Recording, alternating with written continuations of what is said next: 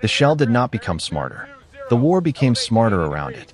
In the winter air over the Pacific, a 5-inch anti-aircraft round climbed into darkness, spinning so fast it was almost a drill. Bit of steel, while its target, a small aircraft, cut across the sky in a shallow dive. For decades, gunners had lived inside an ugly arithmetic. Even a perfect aim was usually a miss. And a miss meant nothing happened. A shell could pass close enough to rattle a cockpit, yet still explode too early, too late, or not at all. The kill zone existed for only an instant, and the enemy lived in the space between timing and chance. Then the United States Navy watched the equation bend. On January 5, 1943, near Guadalcanal in the Solomon Islands, the cruiser USS Helena used shells fitted with what the Americans called the VT Fuze, variable time, a name that sounded harmless on paper. The mechanism inside the fuse was not harmless. It was a tiny radio set designed to do one job. Sense when the shell had come close enough to a plane and detonate at the moment the blast radius could actually bite. Helena's aft 5-inch battery brought down a Japanese dive bomber with VT-fused shells that day. That single detail hides the real story, not the drama of one aircraft falling.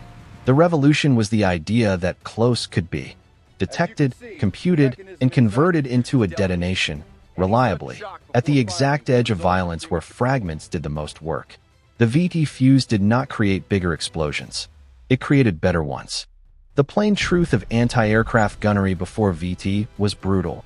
Most shells exploded where no one lived. Time fuses demanded prediction. How fast, how far, what altitude, what delay, and the sky never held still long enough to be predicted by tired men with stopwatches and rules of thumb. Proximity changed the geometry. It widened the effective miss into a kill. It turned near misses into hits. That is why the VT fuse quickly became one of the most closely guarded secrets of the war, protected with a level of secrecy often compared to the atom bomb program. The fear was simple. If a fuse could do this against aircraft, it could do it against anything. If one fell into enemy hands intact, the world might suddenly fill with shells that punished every mistake in spacing. But the VT fuse's legend often gets told like a fairy tale about miracle technology. That version is comforting and wrong, because a fuse cannot raise a kill rate by itself. Not in industrial war, not at scale. The VT fuse became deadly because the United States built a system to make it deadly. Radar to see targets, fire control methods to convert sightings into solutions, training to standardize procedure, quality control to keep fragile electronics alive under monstrous acceleration, and a supply chain that delivered millions of identical devices to guns spread across oceans. It was not one invention. It was synchronized competence. Inside the VT fuse, the physics was elegant and unforgiving. The fuse had to survive launch forces on the order of tens of thousands of G, then spin at extreme rates, then continue operating while screaming through cold air at high velocity. It had to transmit and listen like a tiny Doppler radar while wrapped in steel and vibration. The push began in mid-August 1940, driven by the urgency of an approaching air threat, and the key idea was to detonate within kill range rather than demand a direct hit. That idea alone would have meant nothing without manufacturing discipline. By the end of the war, roughly 22 million VT fuses had been produced, including large numbers devoted to testing, with daily lot samples sent long distances back for quality verification.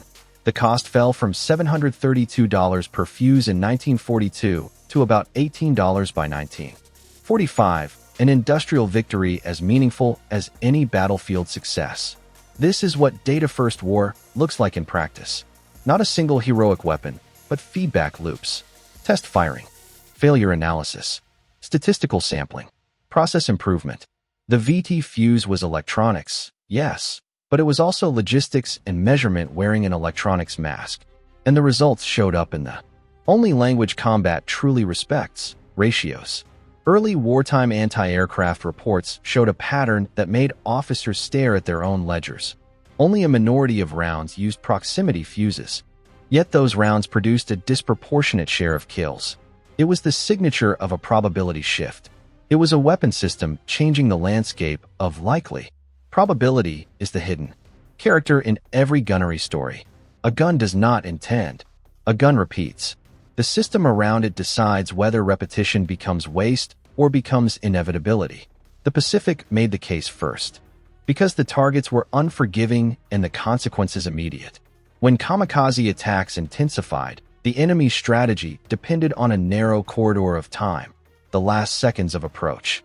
Conventional methods struggled because the attacker could jink, dive, and compress the engagement window.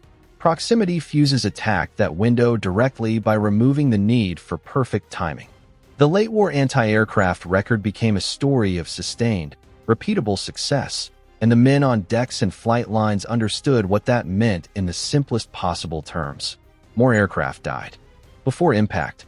But the true shock, the moment the technology stopped being anti-air and became anti-doctrine, came when the same idea was turned downward. A shell that can sense proximity to an aircraft can also sense proximity to the ground. That sounds like a small shift. It was not. It meant artillery could burst in the air at a chosen height without perfect time settings, creating a lethal pattern of fragments that rained down into trenches, foxholes, and infantry concentrations. It meant an artillery mission could be aimed not just at where the enemy was, but at the space above the enemy where the geometry of fragments was optimal. The phrase, optimal burst, sounds clinical. In the winter forests of Europe, it was a kind of mechanical cruelty. During the Battle of the Bulge, December 1944 into January 1945, proximity fuses began appearing in ground fire missions with effects that were instantly understood by anyone who heard the burst and then heard the silence that followed. Airbursts turned artillery into something closer to a scythe than a hammer. Men who had trusted dirt and tree cover discovered that the sky could be weaponized with timing they could not predict. Yet even here, the thesis remains the same. The kill rate improved because the system was aligned. A proximity fuse without trained gun crews, standardized fire direction, and reliable supply is a clever object stranded in chaos. Consider what system really meant in 1944. It meant that forward observers, fire direction centers, radar operators, and gun crews behaved like parts in one machine. It meant maps were grid, procedures memorized, checks repeated, and communication disciplined under stress. It meant the U.S. could afford to waste less time correcting errors because the initial solution was better more often. It meant training was not an accessory, it was the software. And it meant the United States could afford the industrial overhead of relentless testing, because the economy behind the war was an engine of iteration. The VT fuse did not win because it was delicate. It won because the Americans learned how to make delicate things survive violence. Vacuum tubes were shock-hardened. Components were potted, sealed, standardized. Factories learned to build precision in enormous numbers, not in small batches of craftsmanship. Each fuse was a small assembly of parts. Each part was a contract. Each contract was inspected. Each inspection was filed. The arithmetic of modern war is never just range and caliber. It is tolerances and throughput. That reality was difficult for opponents to counter. A nation can build a bunker, dig a trench, camouflage a gun. It is harder to counter a supply chain that produces 1 million improvements per month. And there is another quiet detail that matters. The VT fuse made tactical restraint possible. When a weapon becomes more reliable in its effect, commanders can use less volume to achieve the same outcome. One burst in the right place can do the work that used to require many shells thrown into the sky in hope. This is why the VT fuse belongs inside sensors and kill rate history, not wonder weapon folklore. It is a story about an information loop: detect, compute, fire, adjust, repeat. Radar and fire control made were a solvable problem. The VT fuse made when solvable at the point of impact. Training made the system repeatable. Industry made it scalable. They were wrong to believe the technology alone was the weapon. The system was the weapon. After the war, the fuse's influence did not fade. It dissolved into doctrine. The idea that near enough could be sensed and detonated became foundational in later munitions thinking. But the deeper legacy is cultural. The war rewarded nations that could turn experimentation into production, and production into battlefield reliability. In the end, the VT fuse's real achievement was not cleverness. It was certainty. It narrowed the gap between sighting a target and removing it.